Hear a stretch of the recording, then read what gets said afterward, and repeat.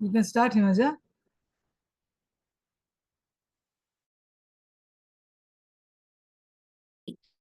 Was the last presentation. I introduced five of my team members who had contributed in various ways to the designs. To everybody's surprise, each of them presented his portions of the work with authority and confidence. The presentations were discussed at length, and the conclusions was that satisfactory process had been made. Senior scientists who work closely with Professor Sarabhai turned to me and inquired, "Well, the presentation for your project were made by your team members based on their work, but what did you do for the project?" That that was the first time I saw Professor Sarabhai really annoyed.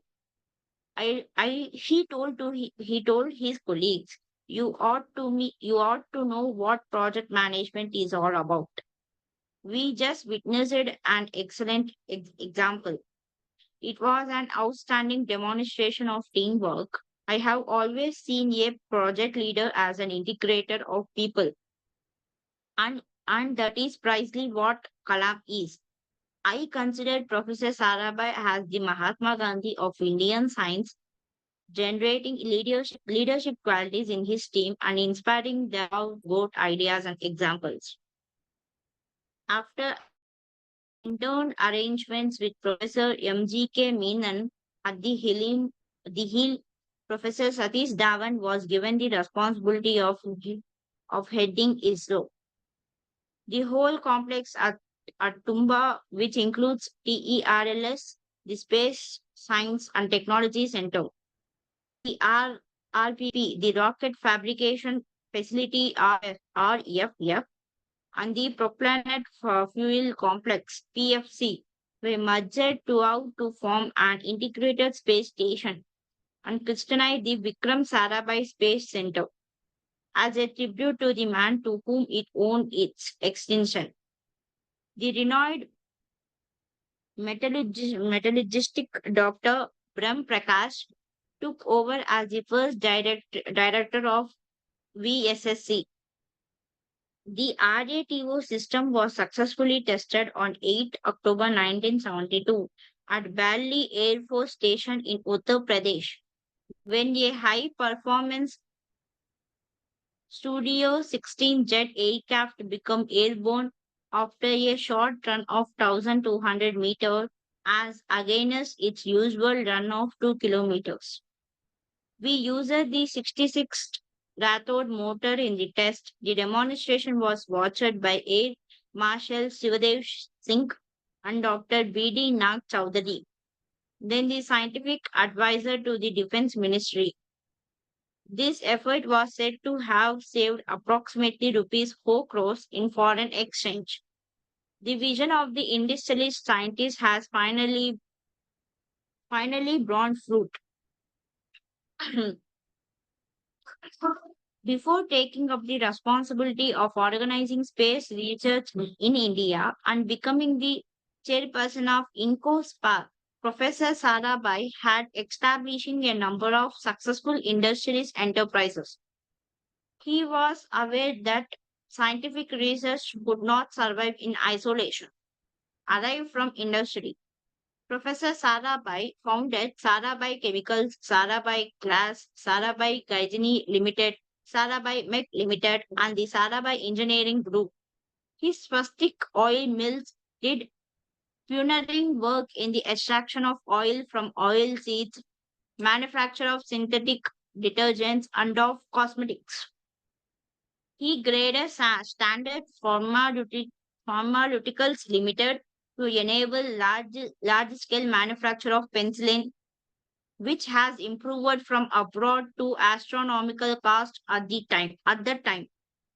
Now, with the indigenization of Rato, his mission has acquired a new dimension: independence in the manufacturing of military hardware and the political savings of crores of rupees in foreign exchange. I recall this on the day of the success trial of the Rato system. including trial expenses. We spent less than rupees 25 lakhs on the entire project. The Indian Ratho could be produced at rupees 17,000 a piece, and it replaced the important Ratho, which cost of rupees 33,000. At the Vikram Sarabhai Space Center, work on the SLV went on the full swing.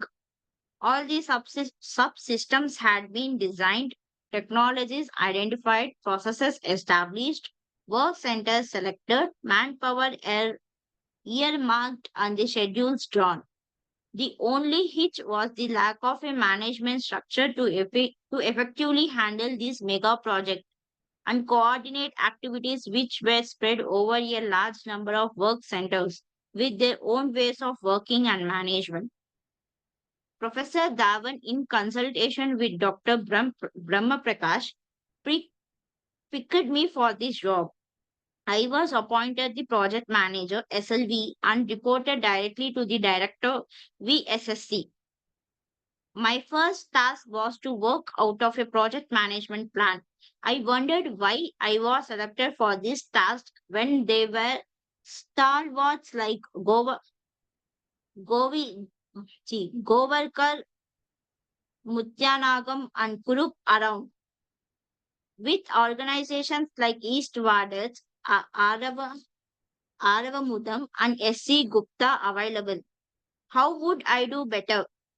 I articulated my doubts to Dr. Brahma Prakash. He told me not to focus on what I saw as other people's strengths compared to my own, but instantly to attempt to expand their abilities.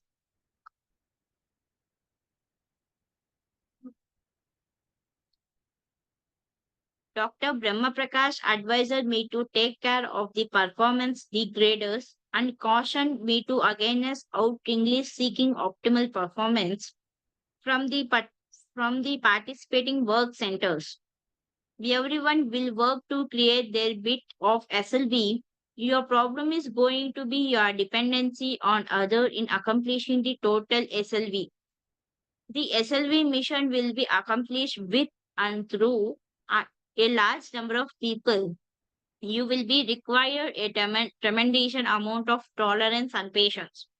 He said, it remembered me of what my father used to read to me from the Holy Quran on on the designation between right and wrong. We have sent no obstacle before you who did not eat or walk above the market squares. We test you by means of one another. Will you not have patience? I was aware of the con- contradiction that often occurs in such situations.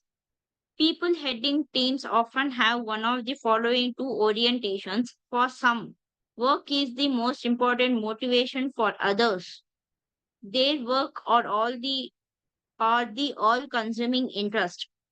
There are many other there are many others who fall either between two positions or outside them. My job was going to be to avoid those who were interested neither in the working nor in the workers. I was determined to prevent people from taking either extreme and to promote conditions where work and workers went together. I visualized my team as a group in which each member worked to enrich the others in the team and experience the enjoyment of working together. The primary objectives of the SLB project were designed, development, and operation of a standard SLB system. SLB 3 capable of reliability and expeditiously fulfilling the specific mission of launching a 40 kg satellite into a 400 km circular orbit around the Earth. As a first step, I translated the primary project objective into some major tasks. One such task was the development of rocket mentor system for the both stages of the vehicle.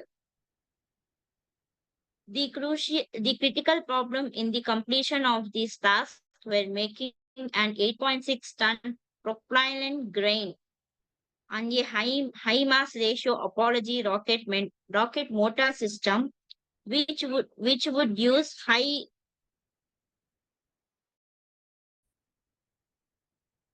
Hello? Hello? Leka? Leka, Bhagavata?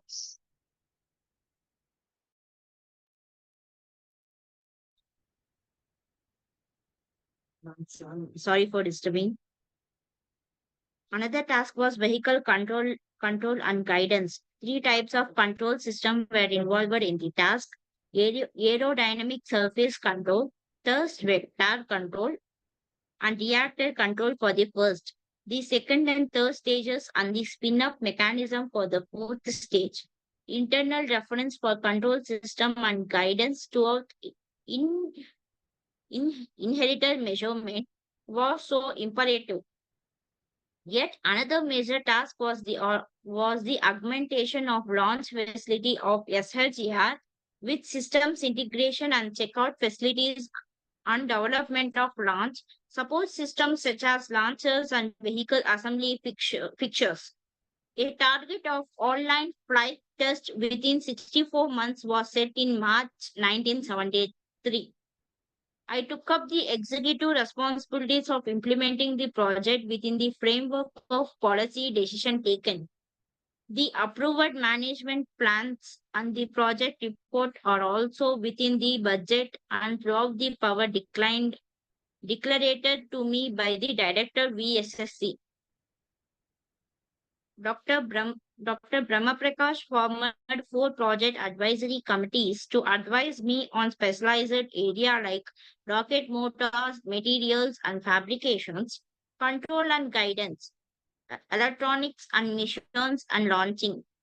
I was assured the guidance of outstanding scientists like R.S. Dene, Muttangaram, T.H. Praklad, A.R. Acharya, S.C. Gupta, and C.L. Ambarao, to name a few. The Holy Quran says, "We have sent down to your lamentation showing you an account of those who have gone before you and an abomination to righteous men." I sought to share the wisdom of these extremely brilliant people. Light upon the light. Allah guides us to his light, whom he will. He has knowledge of all things. We made three groups to carry out the project activities: a program, a management system, an integrated and flight testing group, and a subsystem development group. The first group was made responsibilities for looking after the overall executive aspects of SLV3. Project management, including administration, planning, and evaluation, subsystem specifications, materials, fabrications, quality assurance, and control. The integrated and flight testing group was assigned the task of generations of facilities required for integration and flight testing of SLV3. They were also asked to carry out the analysis of vehicles, including mechanical and aerodynamical interface problems. The subsystem development group was given the job of interacting with the various devices of VSSC and was made responsible for ensuring that all technological problems in the development of various subsystems were overcome by creating a synergy amongst the available talent in these divisions. I projected a requirement of 275 engineers and scientists for SLV3, but could get only about 50. If it had not been for synergic efforts, the whole project would have remained a non-starter. Some young scientists like MSR Dev, G. Madhavan Nair, S. Srinivasan, U.S. Singh, Sundarajan Abdul Mazid, Ved Prakash Sanders, Nambudri, Sasikumar, and Shivatandu Pillai developed their own ground rules designed to help them work efficiently as a project team. team and produced outstanding individual and team results. These men were in the habit of celebrating their success together in a sort of mutual appreciation club. They boosted Murat and helped them a great deal to accept setbacks and to revitalize themselves after periods of intense work. Each member of the SLV3 project team was a specialist in his own field. It was natural, therefore, that each one of them valued his independence. To manage the performance of such specialist in the team leader has to adopt a delicate balance between the hands-on and the hands-off approach. The hands-on approach take an advice in interest on the very regular basic in the members' work. The hands-off approach trust team members and recognize their needs for autonomy to carry out their roles as they see fit. It hinges on their self motivation. When the leader goes too far with the hands on approach, he is seen as an anxious and interfering type. If he goes too far hands off, he is seen as an abdicating his responsibilities or not being interested. Today, the members of the SLV3 team have grown to lead some of the country's most prestigious programs. MSR Dev heads the Augmented Satellite Launch Vehicle ASLV project. Madhavan Nair is the chief of the Polar Satellite Launch Vehicle PSLV project, and Sandalas and Shiva Tanur Pillai are the chief controllers in DRDO at headquarters. Each of these men rose to his present position through consistent hard work and rock like willpower. It was indeed an exceptionally talented team. Wait a second.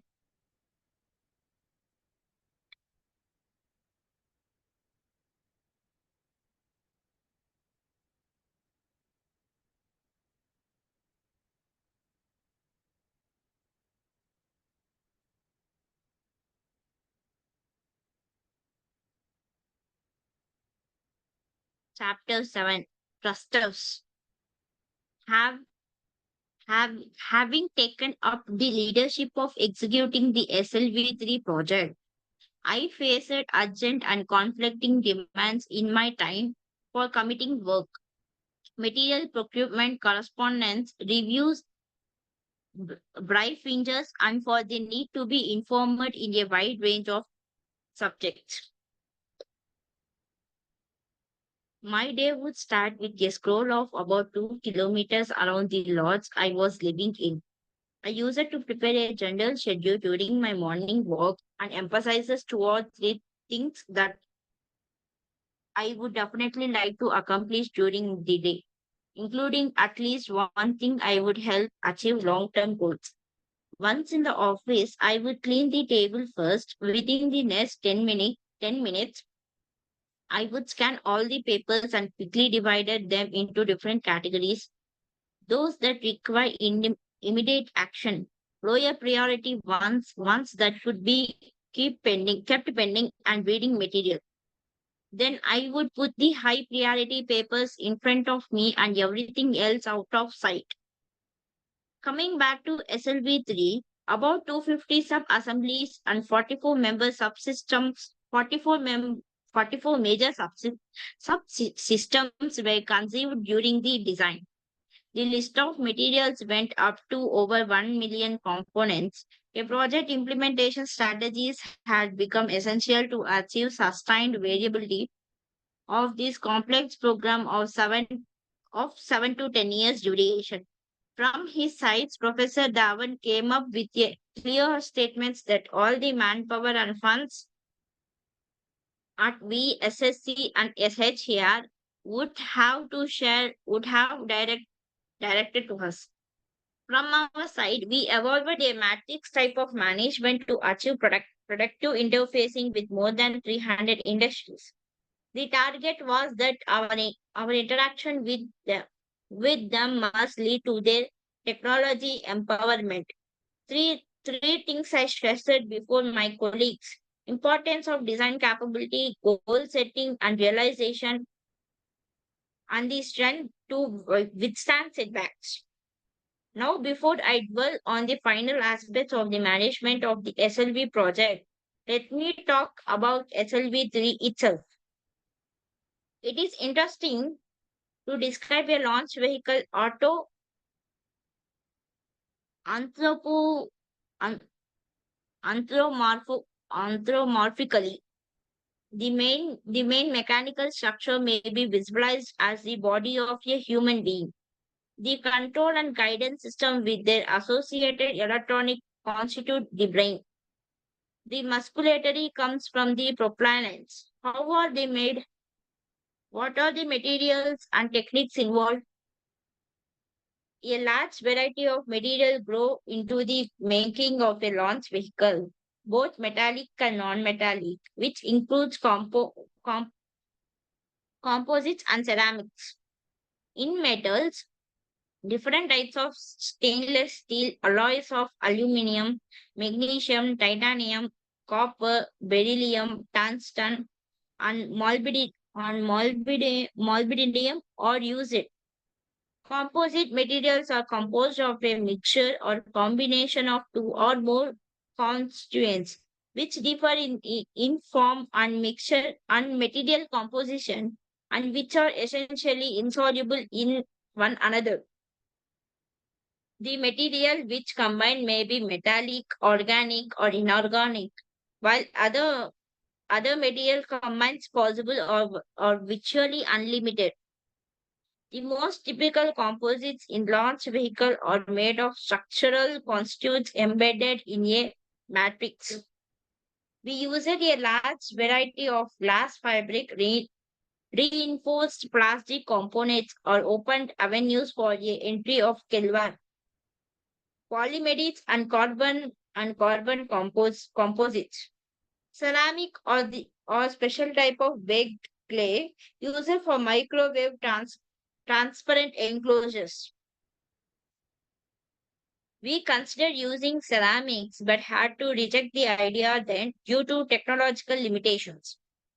Through mechanical engineering, these materials are transformed into hardware.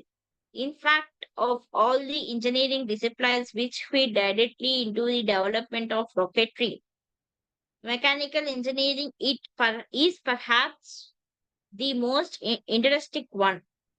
Be it a sophisticated system like a liquid engineer or a piece of hardware as simple as faster. Its ultimate fabrication calls for expert mechanical engineering and precision mission tools. We decided to develop important technologies like welding techniques for low alloy stainless steel, electroforming techniques, and ultra precision process tooling. We also decided to make some important missions in-house, like the 254-liter vertical mission and the crew mission facility for our third and fourth stages. Many of our subsystems were so massive and complex that they implied sizable financial outlays. Without any hesitations, we approached industries in the private sectors and developed contract management, which later became blueprints for many government run service and technology business organizations. Coming to the life part of the SLV, there is the complex electrical circulatory, which sets the mechanical structure in motion. This vast spectrum of activities, encompassing simpler power supplies to sophisticated instrumentation, as well as guidance and controlling, is collectively referred into the two in aerospace research as avionics. Development efforts in avionics system has already been initiated at VSSC in the fields of digital electronics, microwave radars, and radar transporters, and inherited components and systems. It is very important to know the state of the SLV when it is in flight. SLV brought a new stretch of activities in the development of a variety of transducers of measurements of physical parameters like pressure, thrust, vibration, acceleration, etc. The transducer convert the physical parameter of vehicle into electrical signals, and onboard telemetry system processes these signals suitably and transmits them in the form of radio signals to the ground stations, where they are received and disappeared back to the original information collected by the transducers. If the system work according to the design, there is little cause for concern. But in case something goes wrong, the vehicle must be destroyed to stop it from making any unexpected moves. To ensure safety, a special telecommand system was made to destroy the rocket in case it malfunctions. And an interferometer system was developed to determine the range and position of the SLV.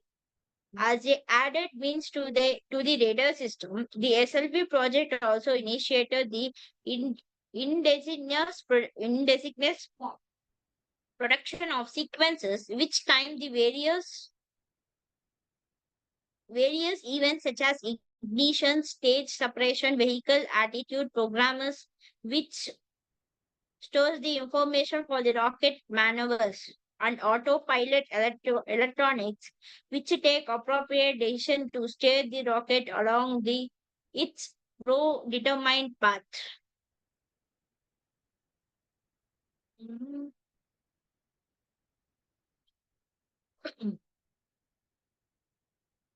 Without the energy to propel the whole system, a launch vehicle remains grounded. A propellant is used a combustible substances that produces heat and supplies particles in a rock engine. It is a both a source of engine and a working substances for expanding energy. Because the distinction is more deserved in rocket engine, the the term propellant is used primarily to describe chemical.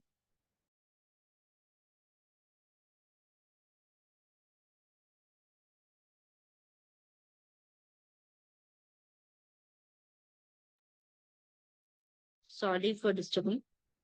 Because the distinction is more decisive in rocket engine, the term propellant is used primarily to describe chemicals carried by rockets for propulsive purpose. It is customary to classify propellants as either solids or liquids. We concentrated on solid propellants. A solid propellant consists essentially of three components: the oxidizer, the fluid, and the additives. Solid propellants are further classified into two types: composite and double base.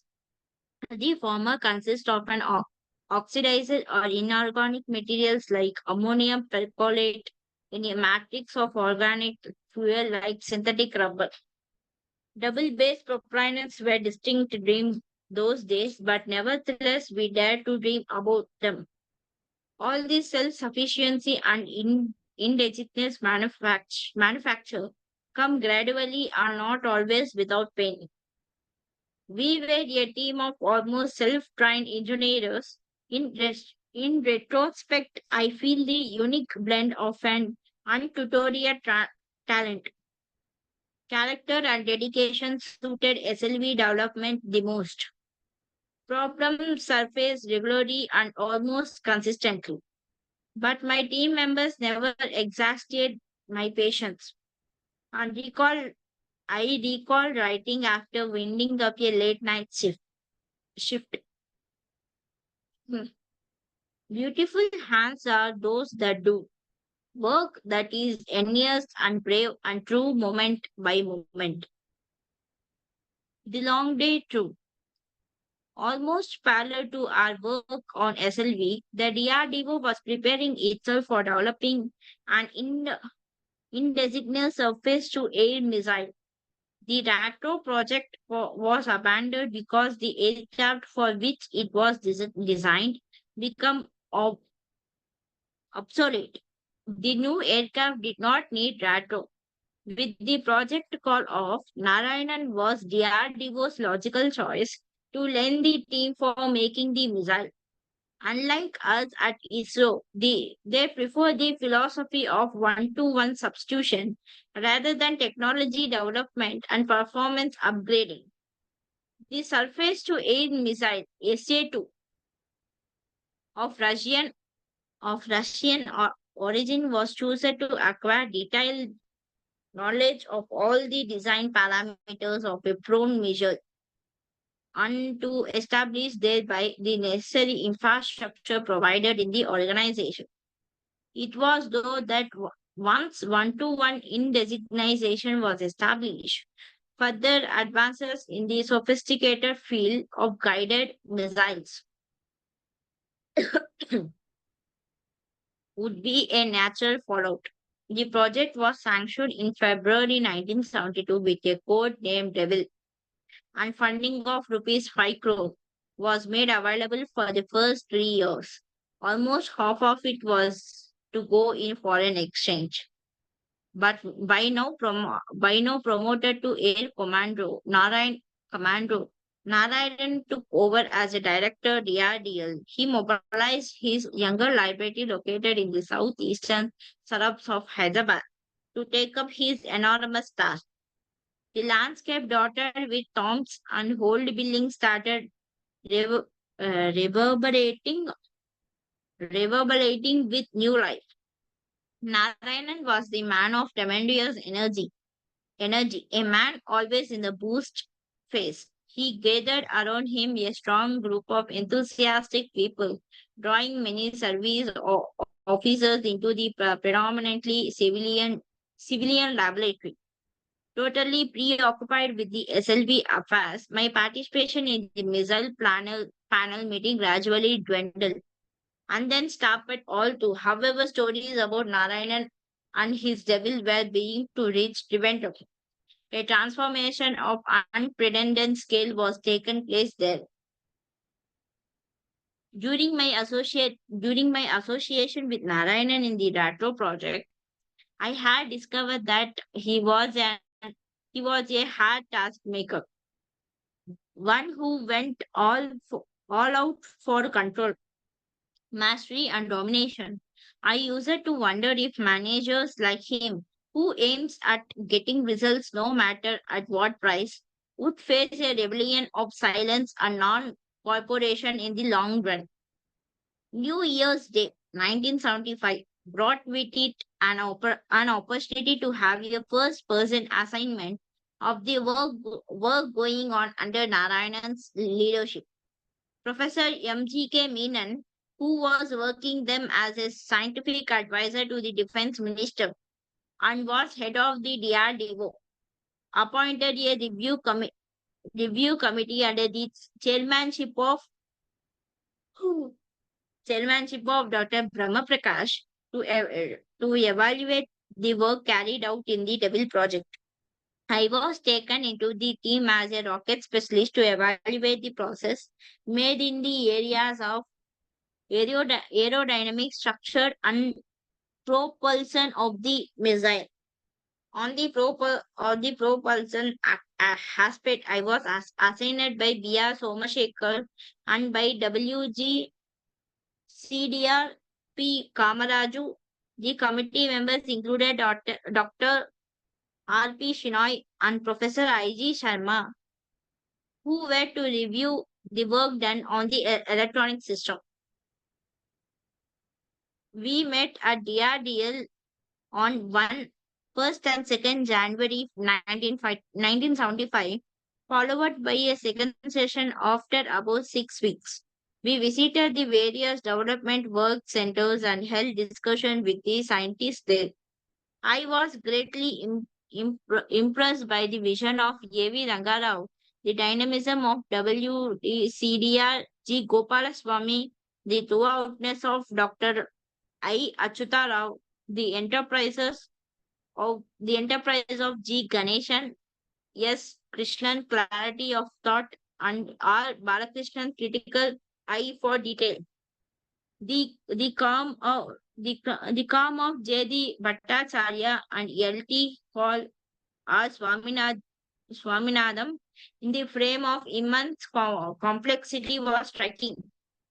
The deal and application of L.T. V.J. Sundaram was conspicuous. They were a brilliant, committed group of people, a mixture of service officers and civilian scientists who had trained themselves in the areas of their own interest out of their driving urge to fly an Indian missile. We had our concluding meetings throughout the end of March 1975 at Trivandrum. We felt that the progress in the execution of the project was advocate in respect of hardware fabrication. To carry out the philosophy of one-to-one substitution of missiles subsystems, expert the liquid rocket area, where some more time was required to succeed. The committee was one of the anonymous options that DRDL has achieved the twin goal of hardware fabrications and system analysis credibly in the design and development of the ground electronics complex assigned to them.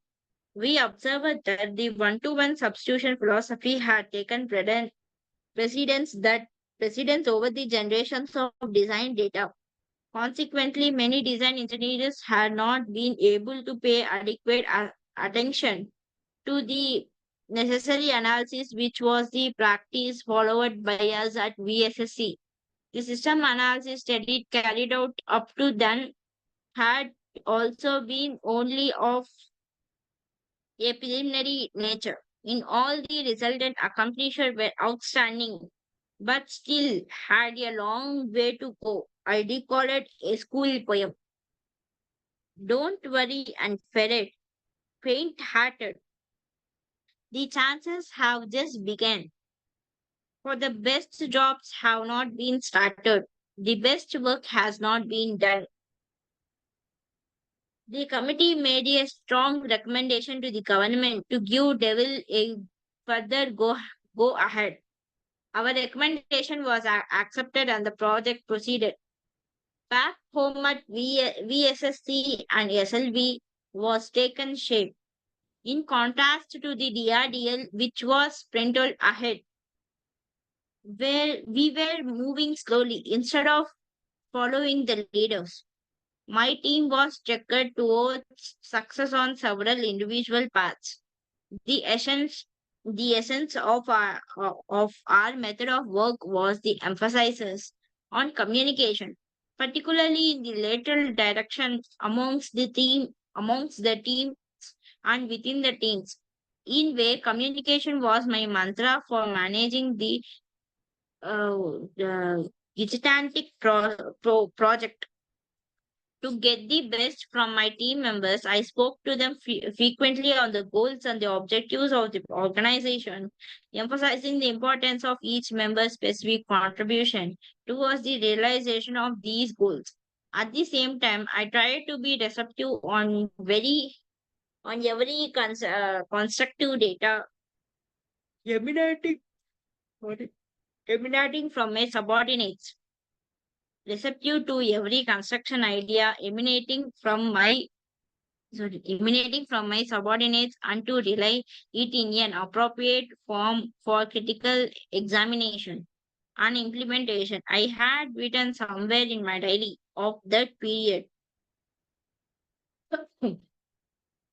If you want to leave your footprints on the sands of the time, do not drag your feet. Most of the time, communication gets confused with conversation. In fact, the the two are distinctly different. I was a credible conversationalist, but consider myself a good communicator. A conversation full of pleasantry is often devoid of any usual information whereas communication is means only for exchange of information. It is very important to realize that communication is a two-party affair which aims at passing on or receiving a specific piece of information. While working on the SLB, I used communication to promote understanding and to come to an argument with hmm, colleagues in defining the problems that existed and in identifying the actions necessary to taken to solve them. Authentic communication was then one of my tools skillfully used in managing the project. How did I do that? To begin with, I tried to be facile and never coated and never sugar coated the bitter pill of facts. At one of the Space Science Council review meetings, frustrated by the procurement delays, I erupted into an agitated complaints against the indifference and red tape tactics of the controllers of accounts and finance advisors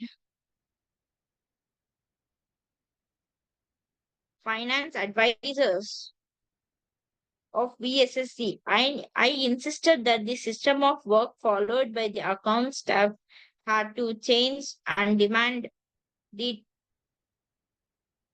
the delegation of their functions to the project team. Dr. Prakash was taken back by the bulkiness of many submissions. He stubborn out of his cigarettes and walked out of the meeting. I spent the whole night regretting the pain, my harsh words that caused Dr. Brahma Prakash. However, I was determined to fight in editor in Etra built into a system before I found myself being dragged down with it. I asked myself a practical question: could one live with these insensitive bureaucrats? This answer was a big no. Then I asked myself a private question that would hurt Dr. Brahma Prakash for more. My seemingly harsh words now or the brutal of the SLV at a later stage. Finding my head and heart agreeing, I prayed to God for help. Fortunately for me, Dr. Brahma Prakash delegated financial powers to the project the next morning. Anyone who has to taken up the responsibility to lead a team can be successfully only if he is sufficiently independent, powerful, influential in his own right to become a person to reckon with. This is perhaps also the path to individual satisfaction in life. For freedom with responsibility is the only sound basis for personal happiness. What can, what can one do to strengthen personal freedom? I would like to share with you two techniques I adopted in this regard. First, by build your own education and skills. Knowledge is a tangible asset, quite often the most important tool in your work. The more up to date the knowledge you possess, the fear you are. Knowledge cannot be taken away from anyone except you applauds. A leader can only be free to lead his team if he keeps abreast of all that he happening around him. In real life, to lead in a way is to engage in continuing education. Many countries, it is normal for professionals to go to college several nights every week. To be successful team leader, someone has to stay back after the din and clutter of a working day to emerge better equipped and ready to face a new day. The second way is Mother, to develop a you can just take and stop somewhere where and then discuss about the takeaways. with them. Yeah, okay. I have stopped here. There, I mean, like if it's a chapter ending or is there this one, you can just check on that also, or you Yeah, just look where you can can I stop complete this and paragraph, ma'am? yeah. Yeah. Can I complete this page or else that paragraph itself is enough, ma'am? Sorry, you can complete the paragraph because I think there will be only about 6-7 minutes. Then you can discuss with Taranjit and Vignesh. Huh? Okay, ma'am. Yeah. Okay. The second way is to develop a passion for personal responsibility. The sober way to personal freedom is to help determine the forces that determine you. Be active, take one responsibility, work it for the things you believe in. If you do not, you are surrendering your fate to others. The historian Edwin Hamilton wrote, wrote of ancient Greeks when the freedom they wished for most was the freedom from responsibility. Then Athens ceased to be free and was never free again. The truth is that there is a great deal that most of us can individually do to increase our freedom. We can combat the forces that threatens to oppress us. We can fortify ourselves with the qualities and conditions that promote individual freedom. In do so, we help to create a stronger organization capable of achieving unprecedented goals. Yes, the paragraph reading is completed. So we can discuss about this topic and we can share the different opinions. Yeah, ma'am, proceed to share how was my reading and what is the topic. See, sorry, and how what's the topic that we have discussed? Share your thoughts, ma'am.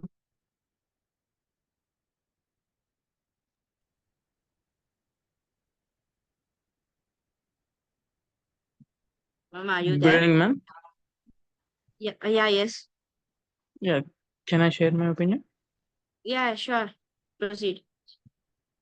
Yes, yeah. This from today's topic that we understand the Dr. APJ Abdul Kalam Garu's great leadership style and the Yeah, yes. his his journey in shaping our India's space and missile field.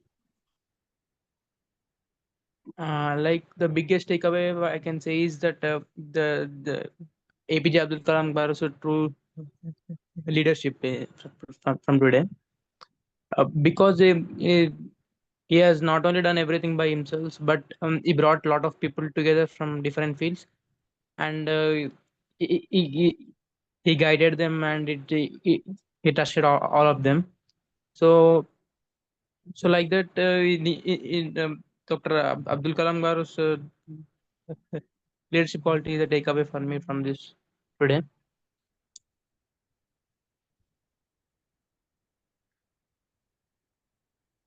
Yeah, yes, Vignesh, proceed.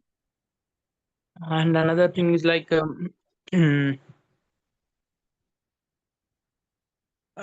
like the he said that like uh, the it is more important to focus on communications uh, rather than just normal conversations like uh, like with the thing that the meaningful exchanges are very helpful in the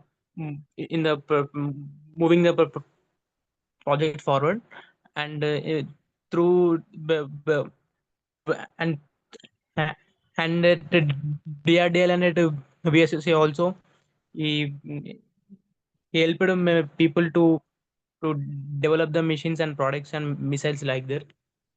So I think it's very inspiring that he continued to do that despite the hurdles, and we can learn so much from that. Yeah, yes, exactly. Yeah, that's it. Thank you. Yeah, okay. Thank you for sharing. Taranjit, ma'am, can you share something?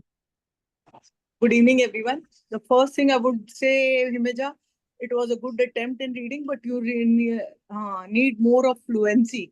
There was Yeah, okay, ma'am. spelling This is mistakes. for the first No? time I'm reading. Yeah, there are a lot of spelling mistakes. I would just suggest you that if you hear to people more, your fluency will increase.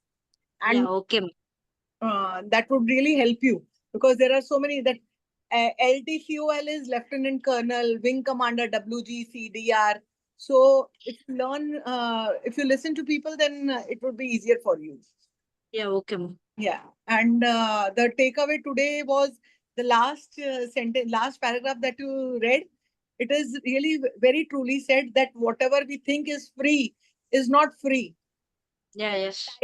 Ties us up. Like I would hats off to Sir Kalam. This has been throughout India, that bureaucracy fighting against all the odds, coming from such a small town and doing such great things.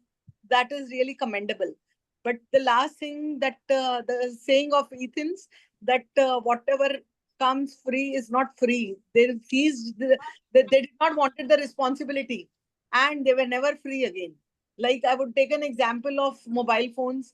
The landline phones were tied and we were free. Now we are tied to the mobile phone and the phone is free.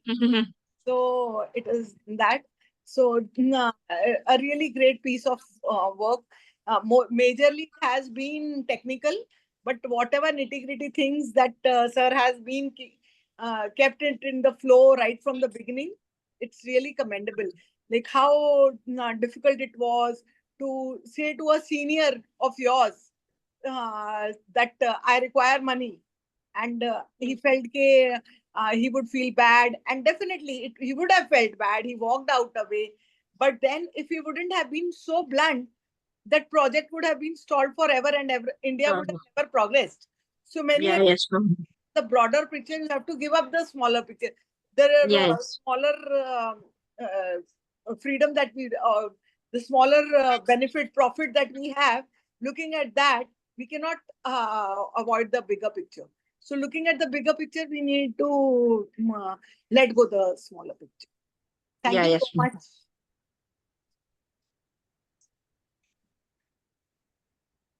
Yes, ma'am. Can I end the session now? Yeah, it's almost time up. Yeah, okay. Yeah. Good night, Good ma'am. night, everybody. Bye. Thank you so much, Yeah, Imogen, good. for reading for us. Thank Yeah, you. yes, ma'am. Yeah. It's my pleasure.